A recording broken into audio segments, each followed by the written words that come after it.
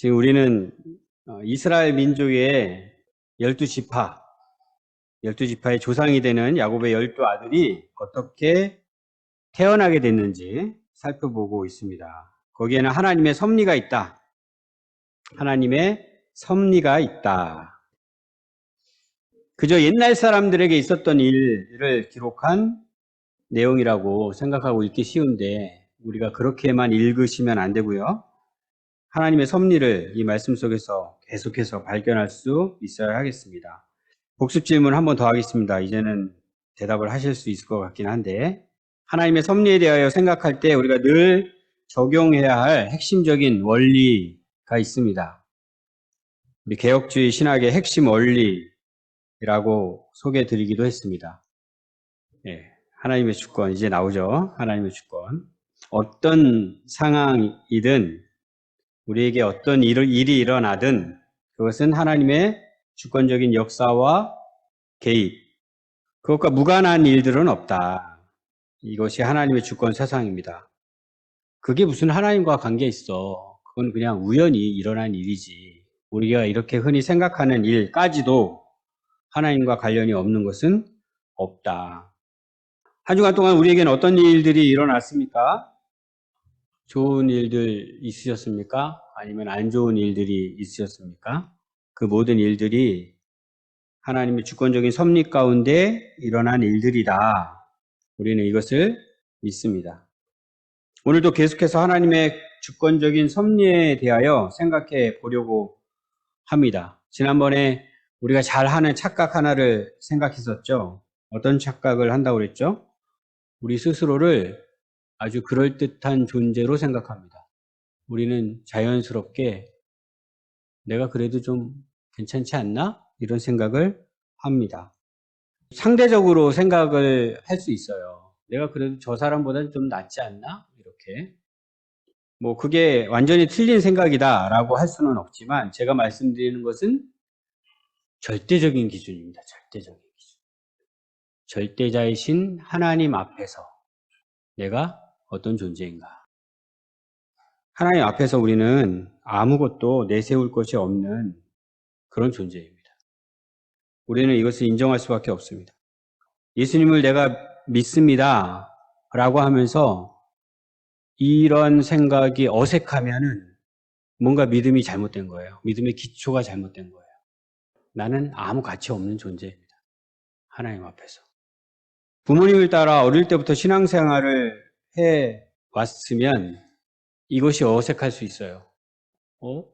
내가 그래도 괜찮은 사람인데 나름 잘 못하는 것도 많지만 나름 잘하는 것도 많은데 라는 생각을 가지고 나의 가치를 계속해서 인정하고 있을 수 있습니다. 그러나 그가 하나님을 만나면 부모님의 하나님을 나의 하나님으로 만나면 그때는 알게 됩니다. 자신이 어떤 존재인가. 세상에서는 인간의 가치를 굉장히 인정을 합니다. 인간의 가치를 조금이라도 훼손시키려고 하면 난리가 납니다. 우리도 압니다. 하나님께서 우리를 어떤 존재로 만드셨는지, 인간이라는 존재가 이 우주 가운데 얼마나 가치 있는 존재로 하나님께서 만드셨는지 잘 압니다. 그러나 아담이 죄를 지은 이후에 모든 인류는 타락했습니다. 그 존귀한 위치에서 떨어졌습니다. 더 이상 가치 있는 신분을 유지하고 있는 것이 아닙니다. 더 이상 하나님 앞에 자랑스럽게 내세울 수 있는 것이 아무것도 남아있지 않습니다. 그런데 세상은 그것을 잘 모르죠. 그리고 여전히 인간의 존재를 굉장히 가치 있는 존재로 생각을 합니다. 그런 세상에서 어떤 일들이 일어납니까? 전쟁을 일으킵니다. 수많은 사람을 희생시키는 전쟁을 일으킵니다. 어떤 이유로 전쟁을 일으킵니까? 말도 안 되는 이유로 전쟁을 일으키는 거예요. 생각을 해보면. 그리고 계속 파고 들어가다 보면 결국은 욕망입니다. 욕망. 인간의 잘못된 욕망으로 전쟁을 일으켜요. 그리고는 그렇게 가치 있다라고 생각하는 그 많은 사람들의 생명을 빼앗습니다. 무자비하게. 그것이 바로 세상입니다. 아무 소망이 없는, 그야말로 타락한 세상. 반면에 우리는 어떻습니까? 하나님 앞에 아무것도 내세울 수 없는 존재라고 생각을 하는데, 그런 우리가 어떻게 우리에게 주어진 인생을 소중하게 생각하면서 살 수 있습니까? 하나님께서 우리에게 주신 은혜 때문입니다. 하나님의 은혜를 빼고서는 그냥 아무 가치 없는 존재가 맞아요. 그런데 우리는 하나님의 은혜를 받았습니다. 하나님의 은혜로 다시금 너무나도 소중한 존재가 된 것입니다. 그래서야 우리의 인생은 의미가 있고 가치 있는 삶을 살 수가 있는 것입니다. 세상은 이것을 모르죠. 이것을 무시하죠. 그래서 한때는 그렇게 떠받들며 인간이 소중하다고, 사람이 소중하다고 얘기하면서 갑자기 그냥 느닷없이 그 가치를 묵살해 버리기도 하는 것입니다. 지난주에도 우리는 한 유명 배우의 안타까운 소식을 접했습니다. 많은 분들이 좋아하는 배우였던 것 같은데, 이제 그런 일들이 그냥 먼 나라 이야기가 아니에요. 우리 주변에서도 너무 흔하게 일어나는 일들이 됐어요.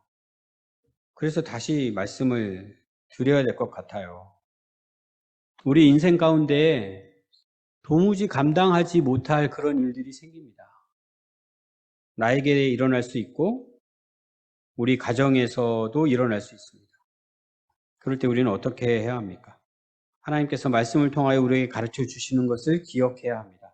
원래 우리는 어떤 자들이다? 아무 가치 없는 자들이다. 하나님께 내세울 수 있는 것이 아무것도 없는 그런 자들이다. 그런 자들이었는데 하나님께서 나에게 은혜를 베푸셨다. 나에게 주어진 이 모든 것이 하나님의 은혜다.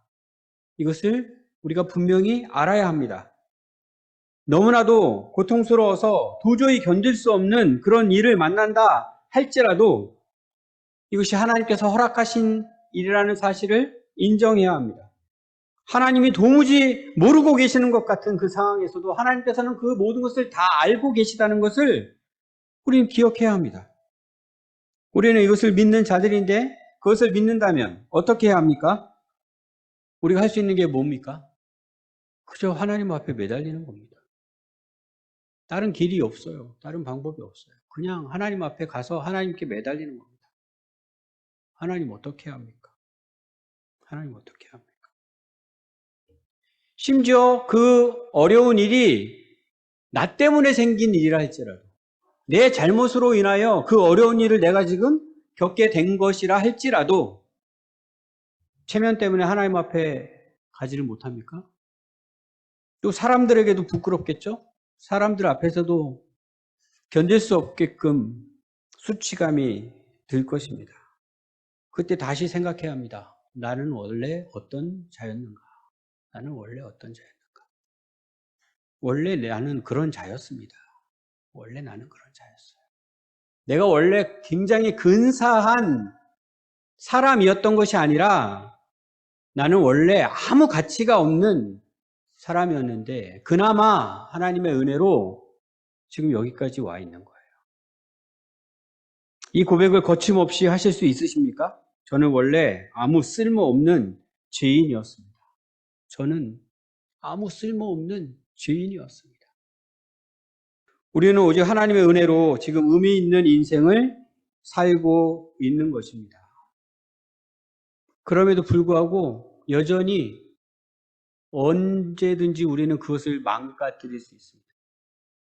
폭탄을 지금 안고 가고 있다고 해도 과언이 아닙니다. 우린 그런 자들입니다.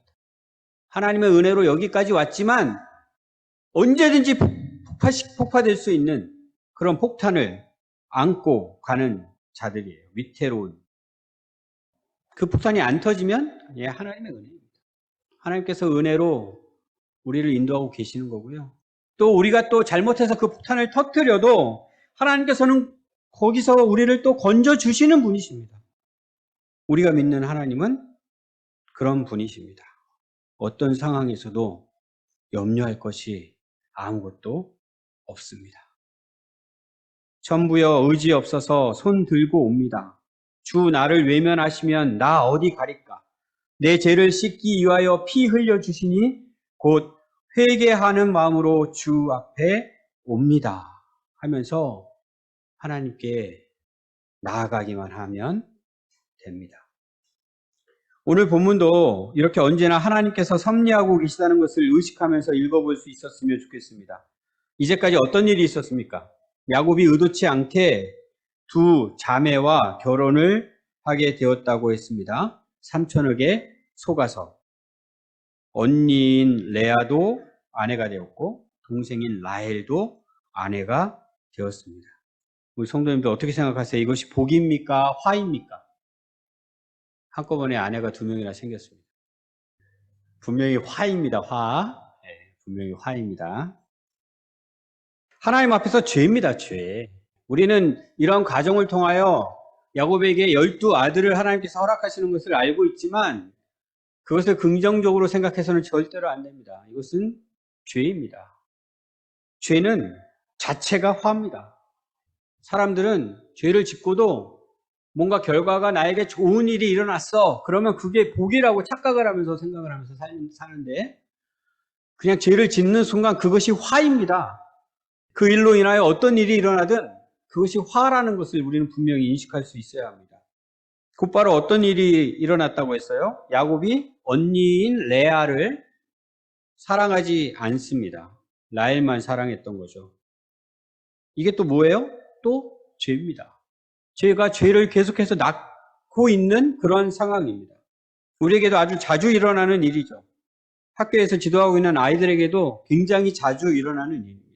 죄를 한번 지으면 그 죄를 감추기 위하여 또 다른 죄를, 또 다른 죄를. 아이들만의 문제가 아니죠. 우리도 역시도 그렇게 하고 있습니다. 죄에게는 아주 무서운 힘이 있습니다.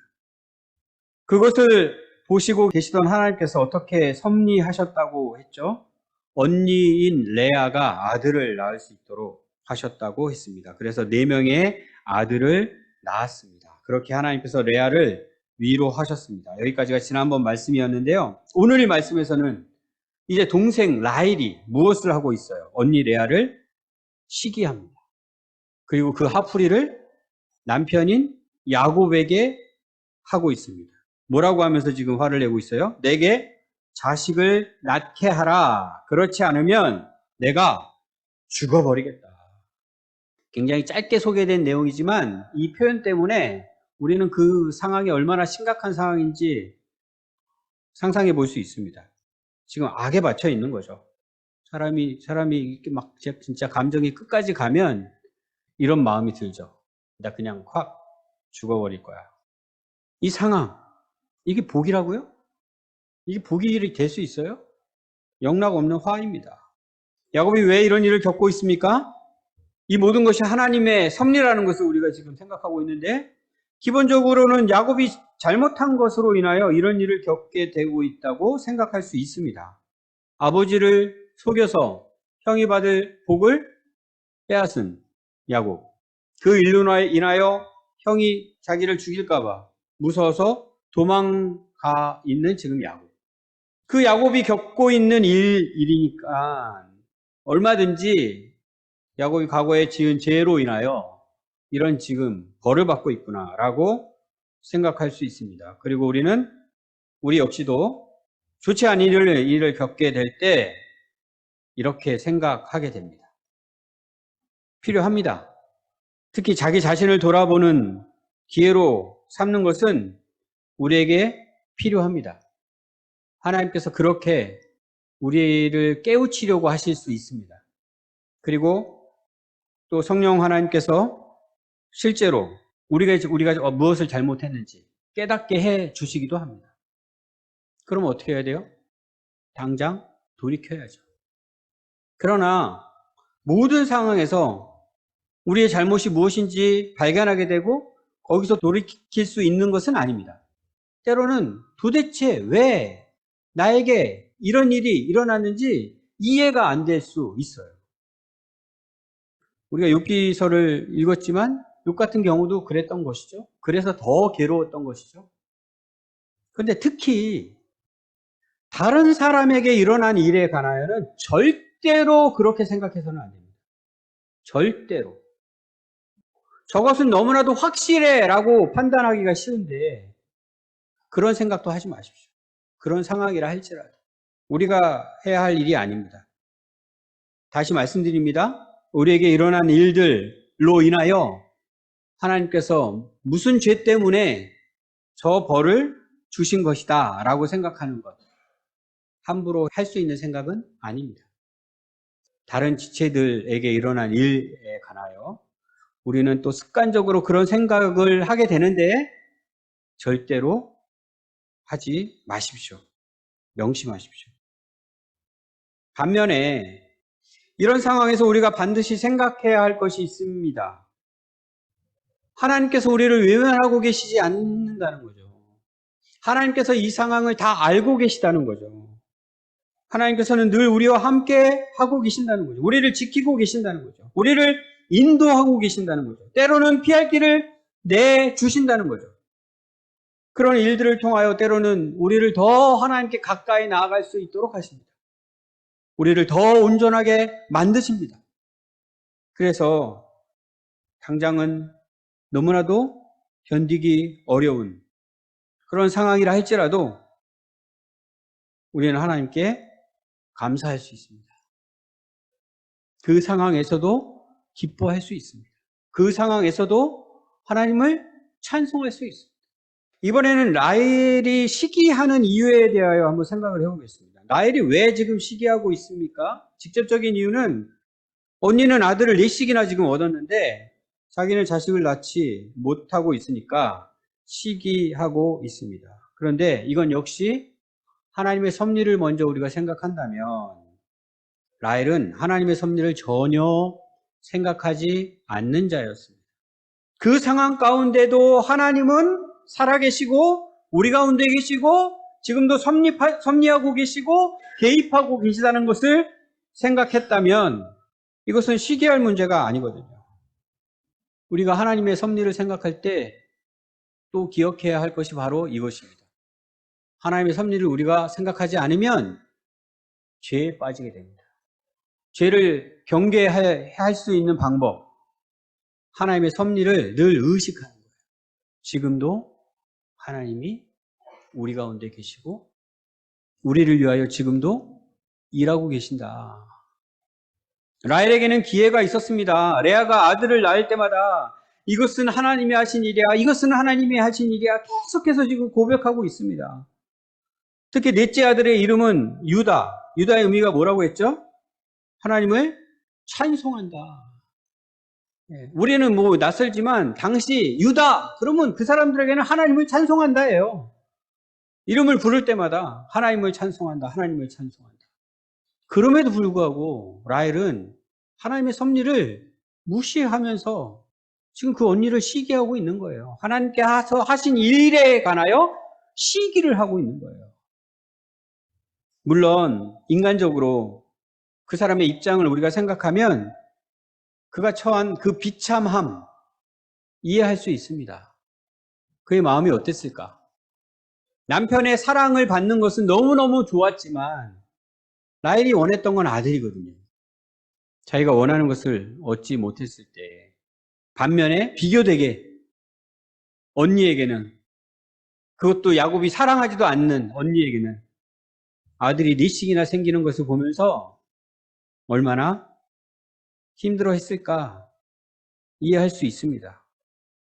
그럼에도 불구하고 우리가 이런 상황 가운데 하나님을 믿는 하나님의 백성들이 어떤 생각을 해야 하는지 우리는 분명히 발견할 수 있어야 합니다. 어떻게 해야 한다고요? 하나님께 나아가야 되죠. 하나님 어떻게 해야 합니까? 하나님께 나아가지는 않고 있어요. 앞에서도 사라도 아기를 갖지 못했고 또 리브가도 아기를 갖지 못했고 막 이렇게 그때마다 하나님께 나아가고 하나님께 기도하고 물론 또 사람의 방법을 쓰기도 했지만 이런 모습들을 우리가 볼 수 있었는데 라헬에게는 전혀 그런 모습이 없어요. 그저 시기하고 그저 항변합니다. 죽겠다고까지 합니다. 나아가지 못하는 거죠, 하나님께. 이때 야곱은 어떻게 하고 있었습니까? 성을 내었다고 했습니다. 뭐라고 하면서 성을 내었어요? 그대를 임신하지 못하게 하시는 이는 하나님이시니 내가 하나님을 대신하겠느냐. 예, 그래도 야곱에게는 하나님이 나옵니다. 야곱에게는. 라헬에게서는 하나님이 나오지 않았는데 야곱은 알고 있었던 거죠. 하나님께서 우리 가운데 섭리하고 계시다라는 것을 지금 알고 있었고요. 지금 그것을 라헬에게 알려주고 있습니다. 저는 성경을 읽으면서 뭐 이렇게 화를 내고 그래. 좋게 좀 타이르면서 얘기하지. 이런 생각이 들었는데 모르죠. 또 그 상황이 막상 닥쳤으면 죽겠다고 막 악을 쓰는 상황에서 막 화를 낼 수 있었겠죠. 우리 성도님들은 어떻게 하실 거예요? 이런 상황에서? 나는 하나님을 믿는 사람입니다. 우리 가족들도 다 하나님을 믿는 사람들이에요. 그런데 가족 중에 하나님께서 우리와 함께 하신다는 것을 까맣게 잊어버리고 우리에게 주어진 그 상황을 놓고 불평불만을 막 쏟아냅니다. 그리고는 나한테 막 화를 내는 거예요. 나한테 막 책임지라고 막 몰아세우는 거예요. 이럴 때 어떻게 하실 수 있으실까요? 하나님을 이야기했습니다. 야곱이 비록 성을 내면서 이야기했지만 하나님이 하시는 일이라는 것을 알려주었습니다. 아브라함의 하나님, 이삭의 하나님을 야곱이 만났다고 했습니다. 그리고 이제는 나의 하나님으로 고백했다고 했습니다. 그 하나님을 지금 이야기하고 있습니다. 하나님께서 어떤 약속을 해주셨습니까? 어디로 가든지 너와 함께 할 것이다. 너를 지켜줄 것이다. 그 약속해 주신 하나님을 야곱은 기억하는 것입니다. 우리 가운데 지금 섭리하고 계시다는 것을 인정하는 것입니다. 그것을 라헬에게도 알려주는 거죠. 그 뒤에 말씀들을 보면 라헬 역시도 드디어 하나님의 섭리를 의식하기 시작했다라는 사실을 발견할 수 있습니다. 6절이죠. 아들을 얻은 후에 하나님이 자기의 호소를 들으셨다 이렇게 고백을 합니다. 드디어 하나님을 의식하기 시작한 겁니다. 한편으로 이것은 다행스러운 일이라고 할 수 있습니다. 그도 역시 하나님께서 살아계신다는 것을 믿기 시작했기 때문이죠. 근데 그의 고백을 우리는 그대로 인정할 수는 없습니다. 우리 성도님들은 어떻게 읽으셨어요? 라헬이 하나님께 호소해서 하나님께서 들어주신 것입니까? 그에게 생긴 아들이? 그렇지 않습니다. 이것은 하나님의 방법이 아닙니다. 사람의 방법입니다. 라헬이 선택한 방법은 뭐예요? 자기가 데리고 있던 시녀를 또 야곱의 아내로 만드는 거죠. 그 시녀를 통하여 아들을 얻게 된 것이죠. 이 또한 죄입니다. 하나님이 전혀 기뻐하지 않는 방법이에요. 그러한 방법으로 아들을 얻고서는 하나님께서 내 소원을 들어주신 것이다. 이렇게 지금 이야기하고 있는 거예요. 이것을 하나님을 찬양한다라고 우리가 할 수 있을까요? 아니요. 하나님의 이름을 망령되이 일컫는 것입니다. 왜 라헬이 이렇게 하고 있습니까? 하나님을 잘 알지 못하는 거예요. 하나님이 어떤 분인지 잘 알지 못해요. 비록 남편이 야곱을 통하여 하나님이 살아계시다라는 것을 듣고 그렇구나. 하나님이 살아계시는구나. 하나님께서 우리 가운데 섭리하고 계시는구나. 까지는 알았는데 하나님께서 어떤 분이신지 하나님께서 어떤 것을 기뻐하시는지 이것을 잘 알지 못했습니다. 우리는 하나님께서 우리 가운데 섭리하고 계시다는 것을 분명히 믿습니다. 그런데 거기에 머물러 있어서는 안 됩니다. 하나님을 더 알아가야 합니다. 하나님께서 무엇을 기뻐하시는지 아는 자들이 되어야 합니다. 우리의 삶의 현장에서 방법을 찾아야 될 때가 있죠. 이거 어떤 방법으로 내가 이 문제를 해결해야 하나? 하나님께서 기뻐하시는 방법을 선택해야 합니다. 하나님을 알아서. 인생의 갈림길이 있습니다. 어느 길로 가야 하나? 하나님께서 기뻐하시는 길로 선택할 수 있어야 합니다. 야곱은 어떻게 하고 있습니까? 라헬이 하자고 하는 대로 그대로 따르고 있어요. 사랑하는 아내가 하자고 하면 거부할 수가 없었던 것일까요?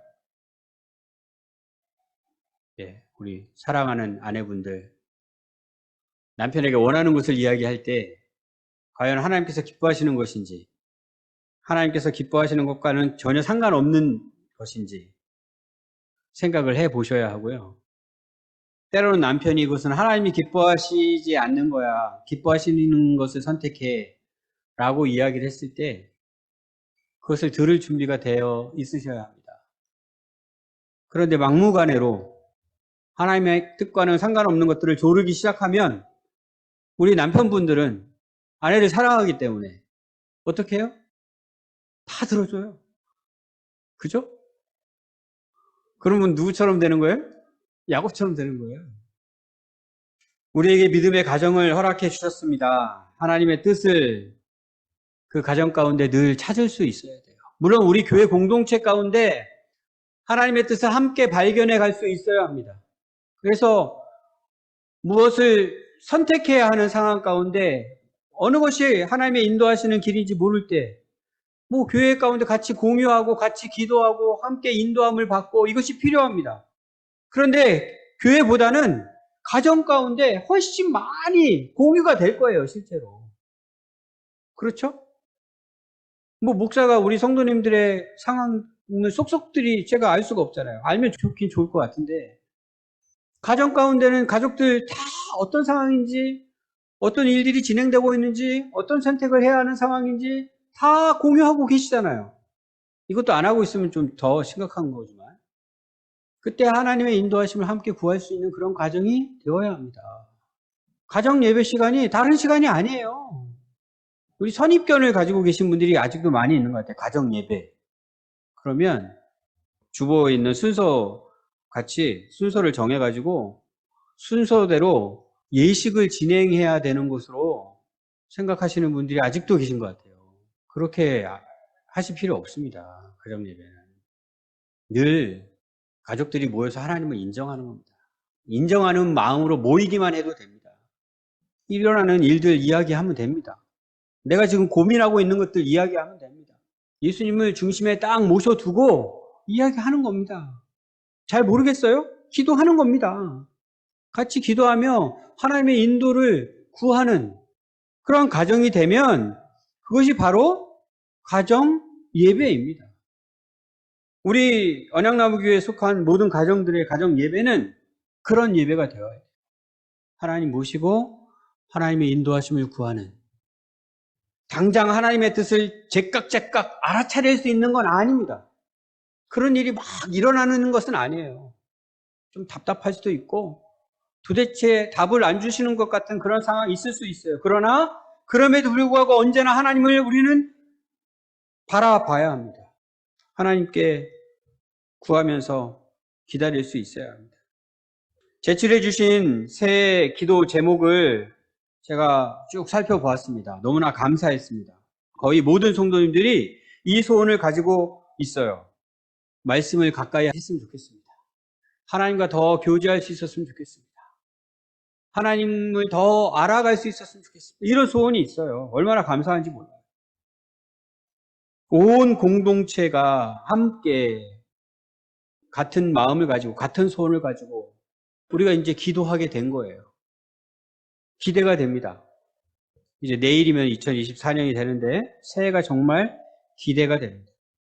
이제는 하나님의 섭리를 단순히 인정하고 끝이 아니라 우리의 삶의 현장에서 하나님께서 기뻐하시는 그 뜻을 온전하게 찾아가게 되는 우리 모두가 될 것입니다.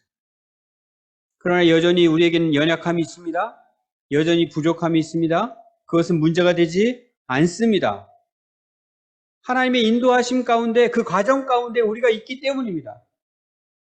우리가 오늘 본문을 다 읽지는 않았는데 저 뒷부분을 보면 마침내 라헬이 아들을 낳습니다. 누구를 낳아요? 요셉을 낳아요. 전에는 시녀를 통하여 아들을 얻고 이것이 하나님께서 내 소원을 들어주신 거야 라고 했지만 그것은 사실이 아닙니다. 저 뒤에 요셉을 하나님께서 주실 때는 하나님이 정말로 라헬의 소원을 들어주셨다라고 이 성경의 저자가 기록을 하고 있어요. 하나님은 라헬의 이렇게 형편없는 믿음에도 불구하고 라헬을 그렇게까지 인도하시는 거예요. 하나님이 그렇게 하시는 거예요. 요셉에게는 다른 아들과 다른 아주 특별한 점이 있습니다. 뭐예요? 하나님은 요셉을 야곱에게 허락하지 않을 수가 없으셔요. 왜요?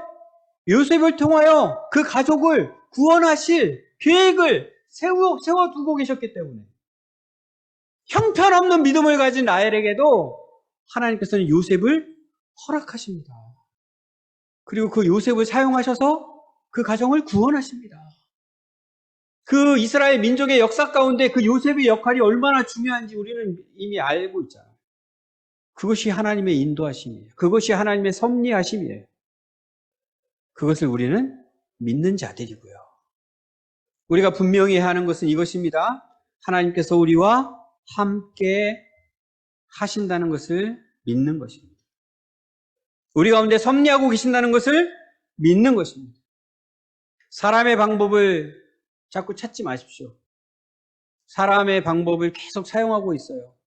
오늘 읽은 본문 말고도 뒤에도 보면은 아직까지 계속해서 사람의 방법을 찾습니다. 사람의 방법도 좀 근사한 방법이면 그나마 또 모르겠는데 저 세상의 방법을 찾습니다. 정말 하나님을 도무지 알지 못하는 사람들이 선택하는 그런 방법을 예수를 믿는 사람들도 고스란히 막 따라가고 있어요. 그 방법으로 뭔가 될 것처럼. 하나님을 믿는 사람들은 그런 길을 가는 자들이 아니에요. 내가 지금 하려고 하는 것이 사람의 방법인지 하나님의 방법인지, 사람이 선택하는 길인지 하나님이 인도하시는 길인지 분별할 수 있는 우리가 되기를 바랍니다. 이 소원이 우리에게 있어야 돼요. 때로는 우리가 잘못할 때 하나님께서 깨우쳐 주실 것입니다. 깨우쳐 주실 때 어떻게 하면 돼요? 바로 돌이키면 됩니다. 늘 돌이킬 준비를 하고 계시면 됩니다. 우리 교회에 속해 있는 모든 지체가 이러한 같은 믿음으로, 같은 소원을 가지고 하나님께 더 가까이 나아가고 하나님의 그 섭리의 역사가 우리 가운데 더 분명하게 드러나는 2024년 새해가 되기를 주님의 이름으로 축복합니다.